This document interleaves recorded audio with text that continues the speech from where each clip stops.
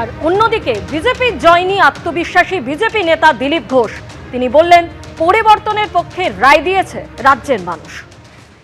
এখন পশ্চিমবাংলার মানুষ সরকার পাল্টাতে চাইছে, দেখছেন না কাল থেকে আবহাওয়াই পাল্টে গেছে কিরকম। সরকার তো পাল্টাবেই। বাংলার ভোটের যে ট্রেন্ড সেটা বলে দিয়েছে পরিবর্তন হচ্ছে।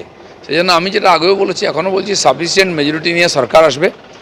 আর সাধারণ মানুষ বলছে, পুলিশ থেকে পাবলিক, গ্রাম থেকে শহর, যুবা থেকে মহিলা সবাই পরিবর্তনের কথা বলেছে। তাদের ব্যবহারে তাই চুপচাপ ভোট দিয়েছেন। বিহারে যেটা হয়েছিল শেষ সপ্তাহ পর্যন্ত লোকে বুঝতে পারেনি কে জিতবে, চলো চা হচ্ছে, এখানেও তাই হচ্ছে। তো এখানকার ট্রেন্ড এরকম, যেদিকে সংকেত গেছে ওইদিকে ভোট এগোবে এবং একটা ব্যাপক পরিবর্তন হবে, সেটা ভোটের রেজাল্টে বুঝতে পারবে। যেদিন থেকে এসআইআর নাম এসছে, শুরু হওয়ার 1-1.5 মাস আগে থেকে এসআইআর করতে দেবো না, এটা হচ্ছে ইস্যু মমতা ব্যানার্জির।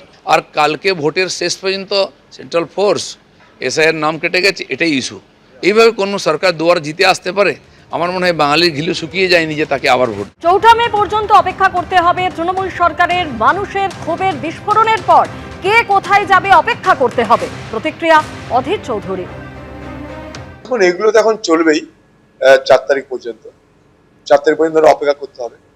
কিন্তু পশ্চিমবঙ্গ থেকে তৃণমূল সরকারের বিরুদ্ধে যে মানুষের ক্ষোভ ছিল, সেই ক্ষোভের বিস্ফোরণে কে কোথায় যাবে না যাবে এখনই বলা সম্ভব নয়। সরকার বিরোধী মানুষের সংখ্যা কিন্তু প্রবল। সিপিএম নেতা সুজন চক্রবর্তী এই মুহূর্তে আমাদের সঙ্গে রয়েছেন। সুজন বাবু, মমতা বন্দ্যোপাধ্যায় গণনার আগে যেভাবে বিরোধীদের নিশানা করেছেন, তিনি বলছেন যে মানুষকে জব্দ করতে চেয়েছিল, ভোট বাক্সে নিজেরাই জব্দ হয়ে গেছে, আমরা এবার 226-এর বেশি আসন পাবো।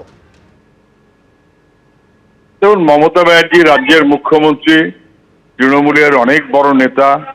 তিনি যখন বলছেন তার বলার মতন মনোভাব হয়েছে, তিনি মনে করেছেন বলা উচিত, কিন্তু অন্য কোনো আর বলেন না। হঠাৎ ভোটের পর রেজাল্ট বেরোবার আগে ওনাকে এত কথা কেন বলতে হচ্ছে, এই প্রশ্ন মানুষের মধ্যে আসবেই। যেভাবে কেন্দ্রীয় বাহিনী কার্যত বুটের শব্দ, ভারী বুটের শব্দ, এটা নিয়ে কোনো সন্দেহ নেই। যদিও এটা ঠিক যে মানুষ নিজের মতো করে শান্তিতে খানিকটা ভোট দিয়েছে। পশ্চিমবাংলায় আমাদের ছোটবেলায় আমরা দেখেছি ভোট ছিল একটা উৎসব। সেই উৎসবটাকে কার্যত তৃণমূলের বাহিনী পরিণত করেছিল একটা দাপটে, একটা অশান্তির মধ্যে। মানুষ যেন একটা কোথাও বন্দি দশার মধ্যে থাকতেন, দাপট, যে আমাদের ভোট দিয়ে দিচ্ছে। এবারের ভোটে উৎসব হয়নি, কিন্তু খুব একটা কেউ দাপটও দেখাতে পারেনি। উৎসব হলে ভালো হতো, তার কোনো সুযোগ ছিল না, কিন্তু দাপট দেখাতে কেউ পারেনি। মানুষ নিজের মতো ভোট দিয়েছে, তাতে যা রেজাল্ট হবে।